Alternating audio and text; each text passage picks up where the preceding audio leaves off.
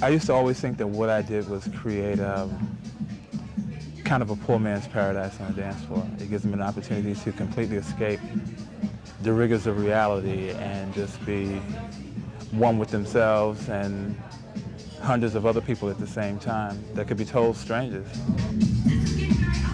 Frankie Knuckles' story is the story of house music itself. Born in the underground gay clubs of New York and Chicago, house is now an international sound, and Frankie DJs all over the world. So I asked John Brown, Frankie's tour manager, how it all began. Do I recall when I met Frankie Knuckles? It was about 23 or 24 years ago, and I was working for Kool and the Gang. He was a disc jockey in New York City, and he was coming to pick up records. And we just hit it off, right? We had a similar sensibility about music and a similar sensibility about human beings. We both enjoyed really deep soul music. We both really had a taste for it, you know, and it was great. It was a great time. It was the early 70s, and we really, all kinds of music was being played.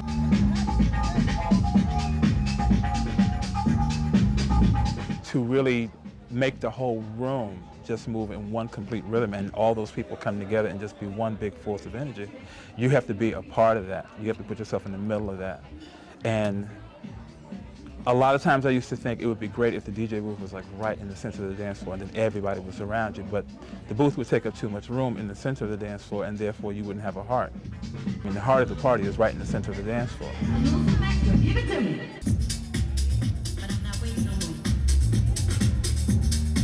A hot dance floor in Ibiza, and the crowd locks into Frankie's sound.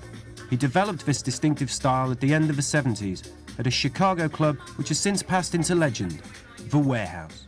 I'd already been playing in New York for 5 years, and when the club closed, it was kind of depressing to me because it was one place it's the only place I had ever really played, and I had only really known. And so when I got The Warehouse, it was an opportunity for me to build something from the ground up on my own.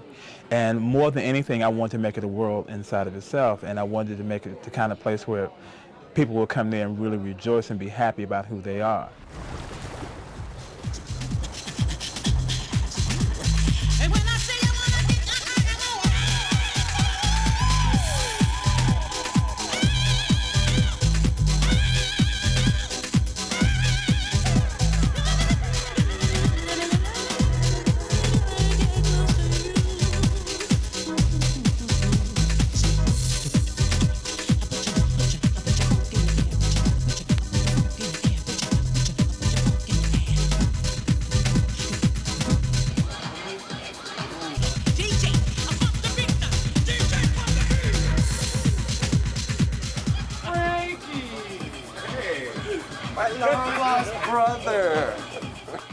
We took Frankie back to Chicago, to the roots of house music.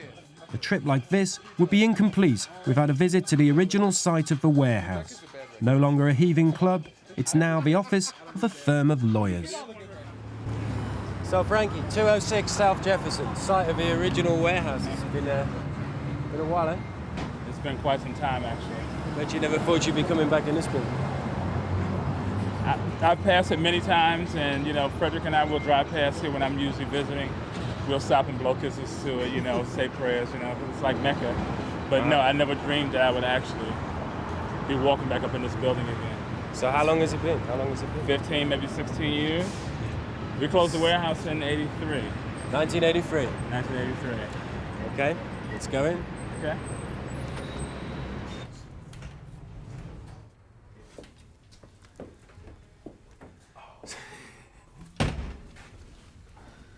It's a little bit different. A little bit different. Are you kidding?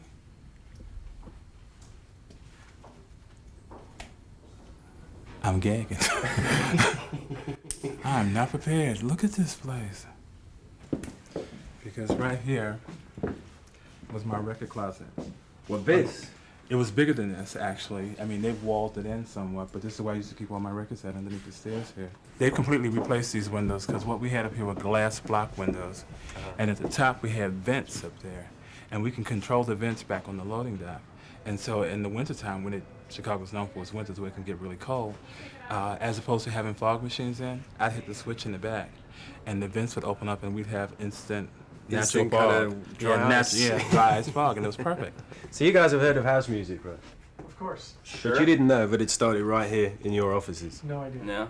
It didn't start right in this office, did it? In this building. Well, underneath, where they've got a meeting room downstairs. That was the dance floor. And did they have a liquor license or no? No, juice bar. It was a juice bar. What time would it open up? At midnight. Yeah. To noon the next day. Sometimes midnight the next night, depending on how well I felt. Yeah. Were you the DJ or did you own it or? I was DJ. Oh, okay. He lived here for a bit. He lived I in lived it. in He here lived for a in the while. bit. I lived up in this office for like about 6 months. Who did you rent the building from? The foster company. Oh, really? Water Saver? It was their building. Did the police ever give you any trouble?